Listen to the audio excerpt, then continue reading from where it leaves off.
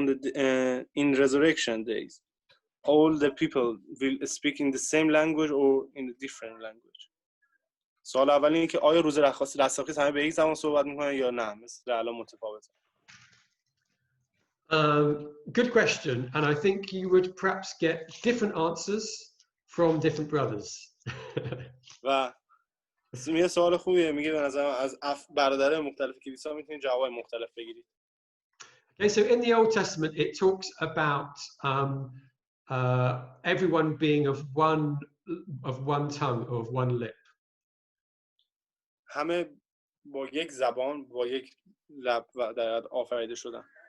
From memory it's Zechariah, but I can't remember the verse. If somebody can help, that would be great. But that based on that verse, then some people think that in the kingdom everybody will speak one language. و اشاره کرد توی زکریا، حالا الان بریم پیدا کنیم. زکریا الان فکر کنم آیه‌شو نگفت، خب بابشو. توی زکریا میگه ذکر شده که در حقیقت Richard, I think you're thinking of Zephaniah 3. Zephaniah 3, thank you. So not Zechariah, Zephaniah. Yeah. سفنیا. بریم به سفنیا باب 3 که توی پادشاه خدا میگه همه به یک زبان صحبت خواهند کرد.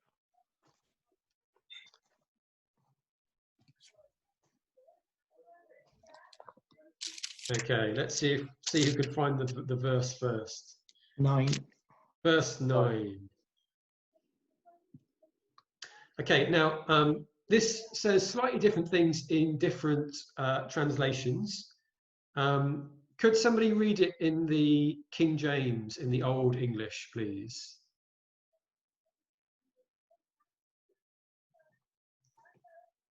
I can do that, Richard. Thank you. For them will I turn to the people a pure language, that they may all call upon the name of the Lord to serve him with one consent. Okay, so it talks about a pure language, so it's just one, and it says about them all being together, you know, so it implies maybe one language. سفنیا باب 3 آیه 9 در آن زمان زبان قوم‌ها رو به زبانی پاک تبدیل خواهم کرد تا همگی نام یهوه را بخوانند و او را با یکدلی خدمت کنند. در واقع صحبت یک زبان خواهد داشت. Okay, some translations talk about it being purifying the lips, and it's not to do with a language, it's about people speaking with purity, about people being honest and truthful in what they say. یه سری مثلا دقیقاً دروغ نمیگن، صحبتاشون دقیقاً رو راست، انسان‌ها دیگه فریبکاری توی صحبتاشون نیست. یکی اینجوری بعدشون های سری اینو. So some people look at that verse and say this indicates that there will be one language, one pure language in the kingdom. I'm going to disagree. و یه سری هم میگن که اونجا همه به یک زبان صحبت میکنن که میگه من خودم خب مخالف این قضیه. And that's on the basis of Revelation chapter 5.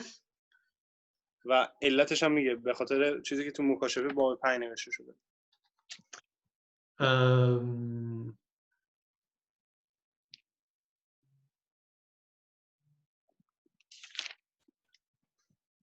Actually, that's not the chapter I'm looking for.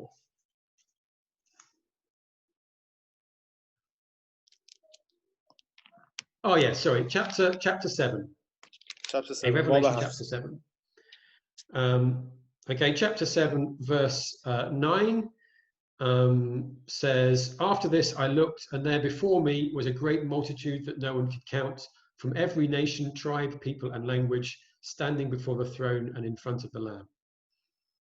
آیه مکاشفه باب 7 آیه 9 پس از آن نظر کردم و اینک جماعتی عظیم از هر ملت و طایفه و قوم و زبان پیش روی خود دیدم که هیچ کس آن را نمیتوانست شماره کند و همه پیش تخت در پیشگاه بره ایستاده بودند. پس داره میگه در قوم‌های زیاد، طایفه‌های زیاد، ملت‌های زیاد با زبان‌های مختلف زیاد. Okay, so it mentions about these nations and languages in the kingdom. Yeah, I just said that.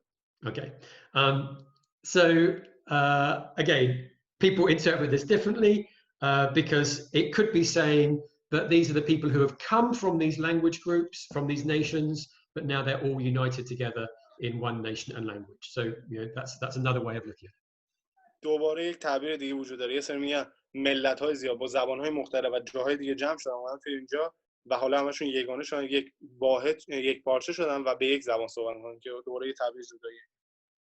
Okay, that's my usual trick of giving a long answer when I could have probably made a short one or just said we don't know for sure. و بهترین جواب همیشه نمیدونم یه سری سوالا واقعا میشه گفت به قطعیت نمیشه گفت جوابشو میدونیم. Alright, the next question is from 1 Corinthians chapter 12. Okay.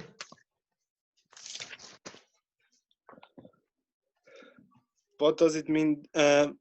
Alright. Does the body die? So if the body dies, there is no other language to exist after we die. It's a question in the chat box. و سوال بعدی از شما از این چت باکس اینجا پرسیدن که مگر جسم نمیاد پس زبان دیگه نمیتونه وجود داشته باشه. So the body dies, but then if we turn to 1 Corinthians 15, it makes it clear that the body comes to life again at the resurrection and we still have bodies.